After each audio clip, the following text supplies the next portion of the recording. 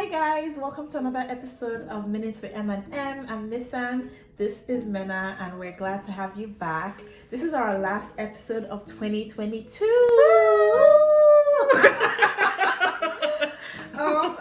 So we wanted to take this time to highlight our best and worst shows of the year.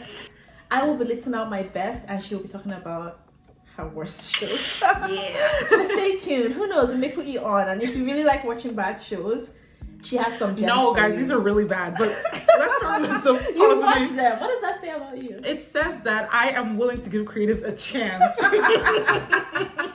Support struggling artists. But yeah, let's start with your good shows. I'm excited. Yes. So the top show, drum roll please, is Bad Sisters. I don't know why I'm so excited, but like I love that show so much. It was very well written. If you haven't heard about it, it's on Apple TV. We also made a video about it, so watch it. Yes, we also made a video about it, so go watch that. It's just an Irish thriller / dark comedy.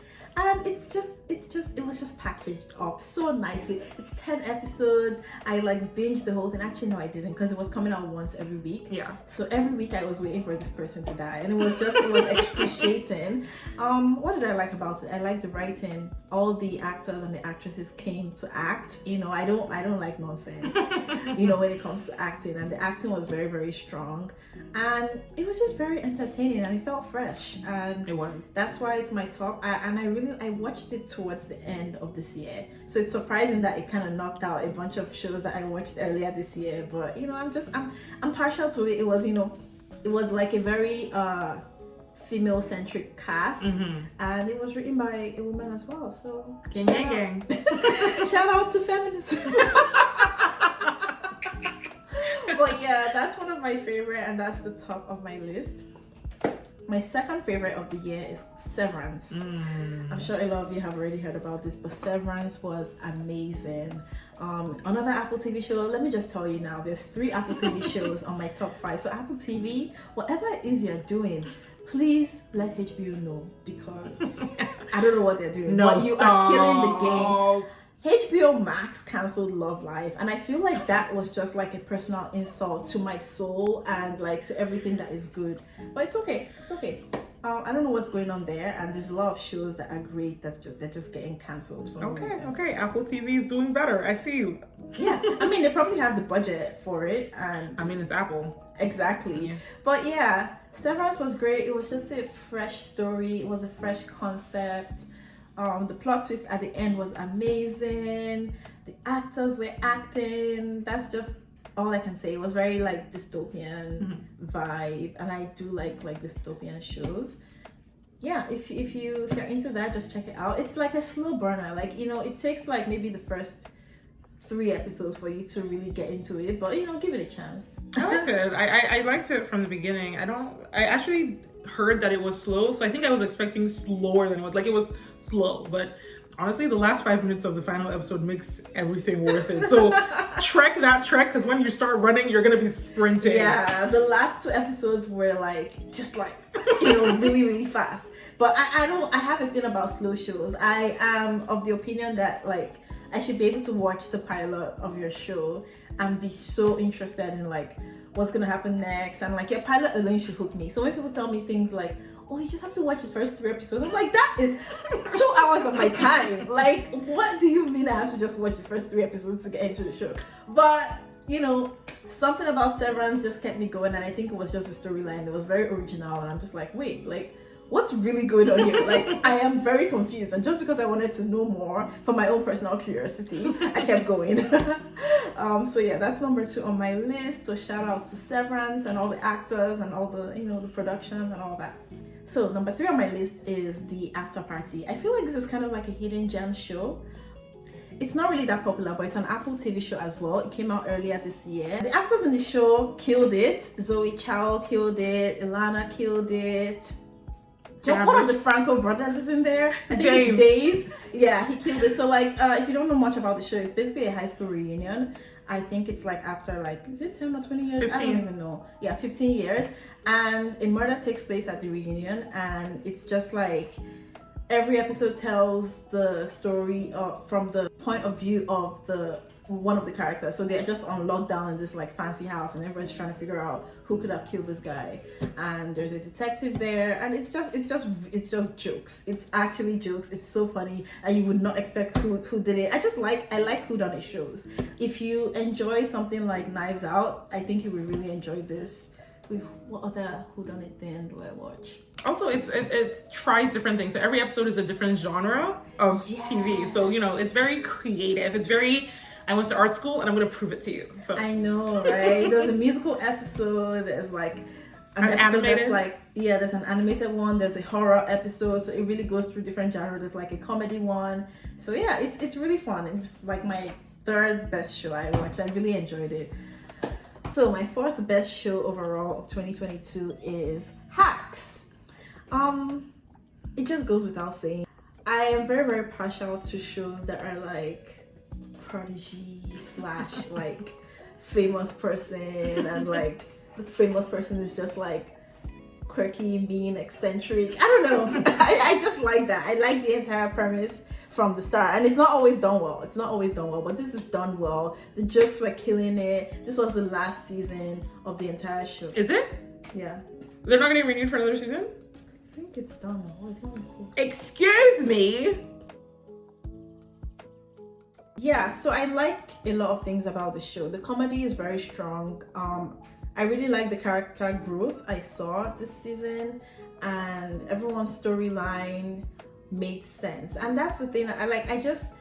I'm okay with drama, I'm okay with mess, but if it's done well and if you give me a few laughs, I love it. Like just give it to me. And Deborah, she's just a crazy character. So that's my number 4. I really enjoyed watching that. And then my fifth best show of 2022 goes out to Ozark. Woo! I'm so excited because I really enjoyed season 5 of Ozark. I enjoyed the entire show. I was at the edge of my seat throughout the show, but it was just done so well. Shout out to, oh God, what's his name?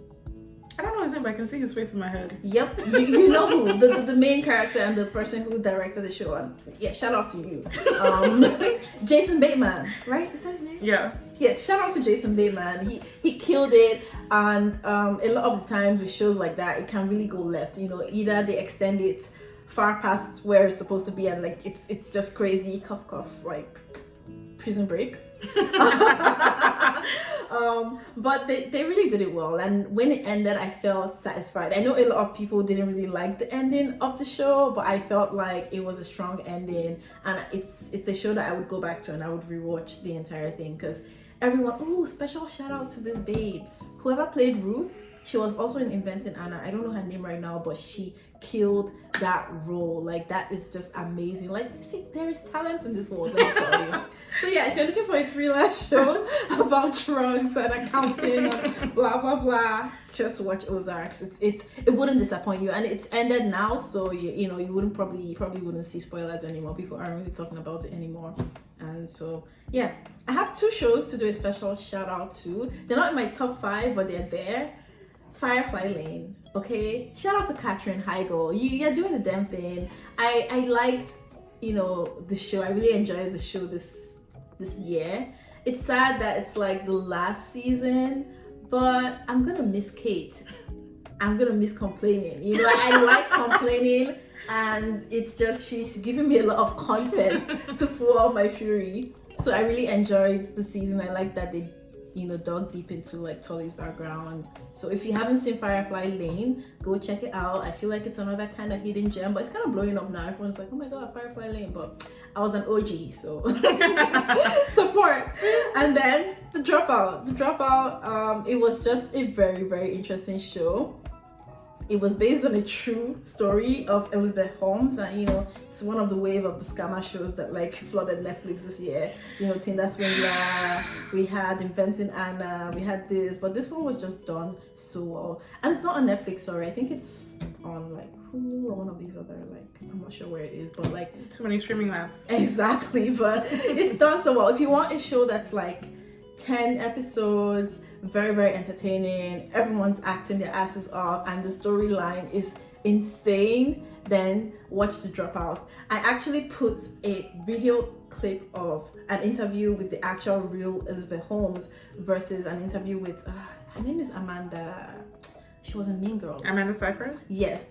And versus like the scene that she did in the show, and I don't know if she actually studied for months, but it was so accurate. Like she got the mannerisms right, she got like everything, just the entire vibe. Elizabeth Holmes, like, these guys are always kind of weird, and she is kind of weird in the way she speaks and carries herself, and she kind of looks like Steve Jobs. She only wears like black turtlenecks, and it's a thing, but it was done so well. So those are my top, I would say top 7, but you know, top 5. So we don't care. Our numbers are cool. Yeah, and if I put you onto any of these shows, or if you know any of these shows, please comment down below. I feel like 2022 was a really strong year for TV, and hopefully 2023 would be even better. Fingers crossed. So hey guys, we're about to dive into my mess. So me and my son both watch a lot of TV, but I watch a lot of TV. So I think I watched almost 100 TV shows this year. So cutting down my favorite and my least favorite is a bit unreasonable. At the end of this video, I'll put like a screenshot of my favorite shows. Feel free to take a look at any of them. But what I'm actually going to talk about right now are the shows that I watched and then asked myself if I love myself, because they were so not good. And unfortunately, if you were involved in these shows in any shape or form, yeah, you should feel a little bit of shame, because as I said, I watch a lot of bad shows that I make excuses for, or I understand where they're going. Riverdale, I've been with you from the beginning and I'll be there till the end. But these shows stood out. These are shows that either ended this year, so I watched the final season this year, or for the first time ever, I watched the whole show because I had heard about it, or I watched the first season and most of them got canceled. So, you know, ask yourself what that means. But let's dive into it. I'm not really going to talk as much about the shows. I'm going to give a brief explanation for why it was terrible, and then I'll move on. Number 1 is Our Kind of People. You may not have heard about it. There were a lot of famous people in it. It wasn't good. Nothing about it was good, and that's why it was canceled. I don't think there's more to say here. Acting, cast. Well, not cast. The cast was strong, but the storylines, it was just, no, it was a bad show. It got canceled. It deserved. Number 2, Good Sam. I was really excited about this. I'm a huge fan of One Tree Hill. Brooke had a lot of growth. I thought my girl was going to come into this show and do the same thing. She did not. It was a bad show. It got canceled.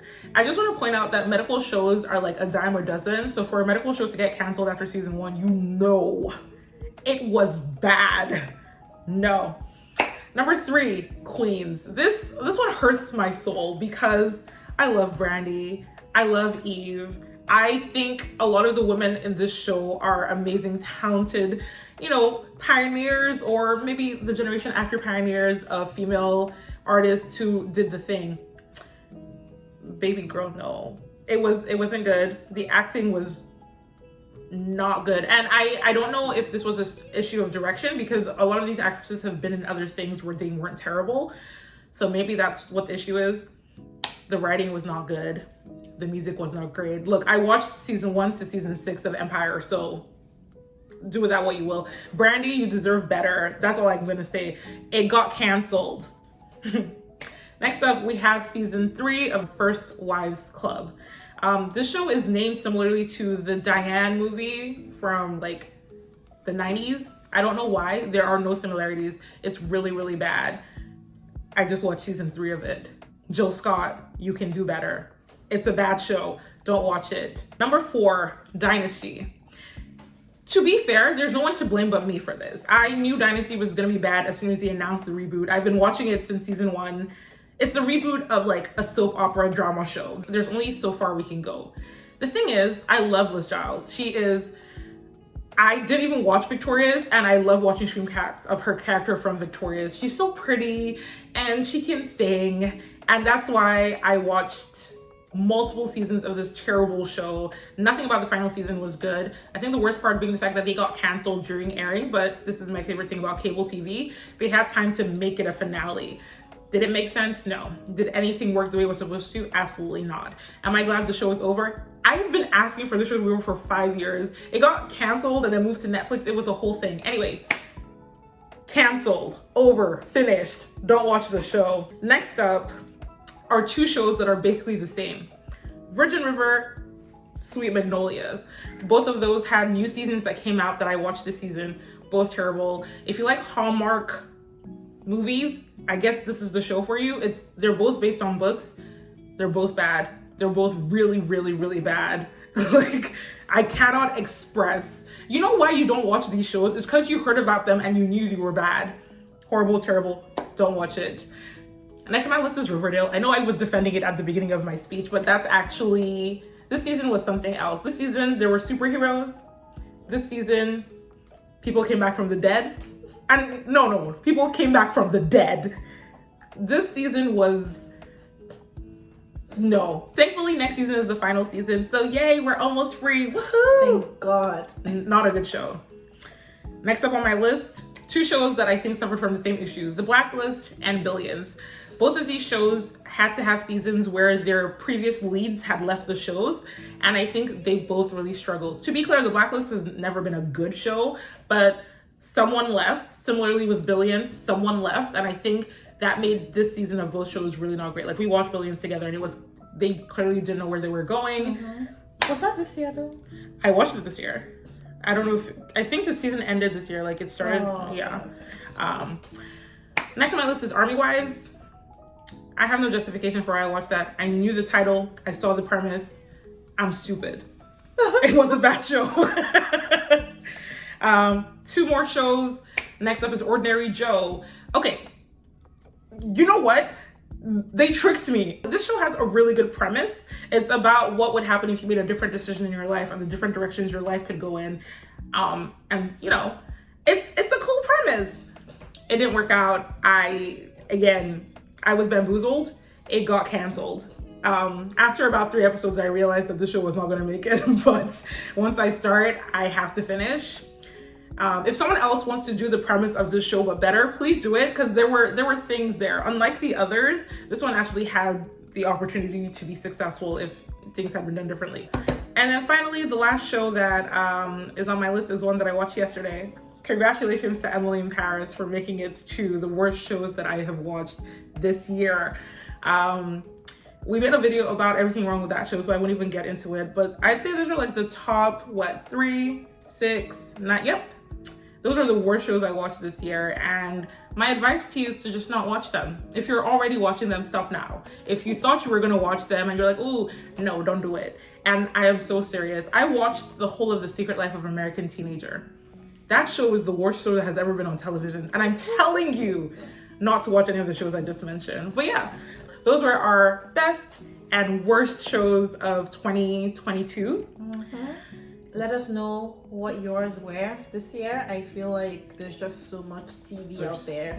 And so we've barely scratched the surface. And let us know if you agree, actually. Do you agree? Does anyone like any of the shows that Mena mentioned? Does anyone hate any of the shows that I mentioned? We'd love to hear from you. And we'd just like to tell you guys a big thank you for sticking with us this year and for watching all of our videos.